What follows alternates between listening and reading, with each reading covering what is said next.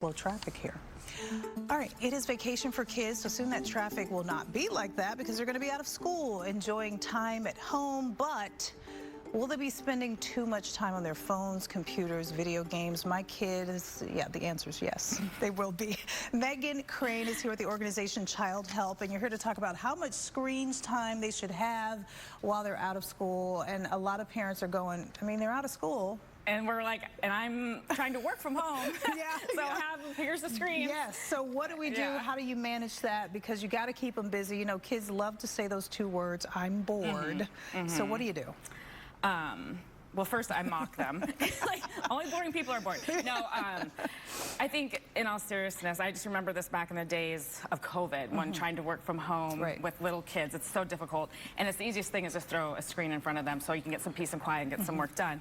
But I think, yeah, there should definitely be time limits, and there's different time limits for different ages. But also parental controls are huge to have on. Yeah, well, you should have those all the time, right? I know, but I took mine off. Don't take them off. You learn the hard way. Because you get lazy or you forget the password and you're like, oh, yeah. Would you suggest a different screen time when they're out of school on this break versus when they're in school? Do you keep it the same? I think it should be consistent. I like consistency.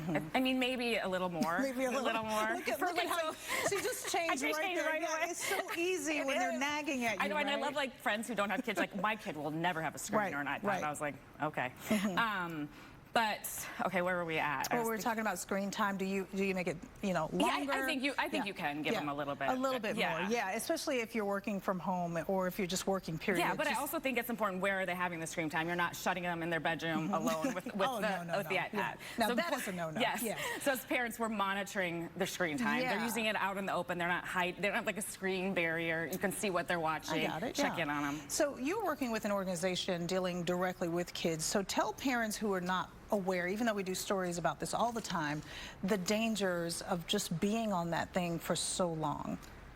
So many dangers. I mean, we can go into mental health, we can go into sextortion, we can go into online bullying. I mean, it is just a vast array of just terrifying things for parents. I mean, when my son was 7, and he said, this was about 3 years ago, and he said, well, are you going to be mad? We were driving in the car, and he's like, are you going to be mad at me and if I tell you something? And I'm like, no. I was like, maybe. but he was like, I have an AI girlfriend. And I was like, what is that? Like, at that time, it wasn't this widely known thing. And so I thought it was just like a silly game, and then I was like, well, there's a reason he thought I would be mad. So I'm like, let me see this girlfriend. And I was like, yep, we're deleting this. But that's when I had taken off the parental controls. And that being said, I mean, obviously that was happening way before he told you. So you talk about online bullying and things like that. Would you not even know that's what's going on when your kid's on there? You know what I mean? It's different than bullying at school. They'll come home and they'll tell you what happened with an actual human. I'm sure, no, you don't know, because that's something shameful to tell your parent, like, I'm being bullied, people don't like me, you know, online. So I think that's why I like to give out the resource. We have a Childhelp National Child Abuse Hotline, and like I was saying, if some kids do not feel comfortable coming to a parent and saying, I'm being bullied, or I just gave $500 so this guy online wouldn't share my photo with somebody else. So I think if they just knew that number, and they can call, text, or chat 24/7, they can talk to a professional licensed counselor and get advice and support. So they're not alone, and so they know like next steps to take. You know, and they might not be go tell your parents. They might give you something else to do. But bottom line, keep your eye on that screen time. Maybe even talk to the kids after they've been on the screen all day. I think so. And go through and look at what they're looking at and check in on them. There's also games like Roblox where, and I go and I check. I'm like, do we know this person? Do we know this person? So just be very...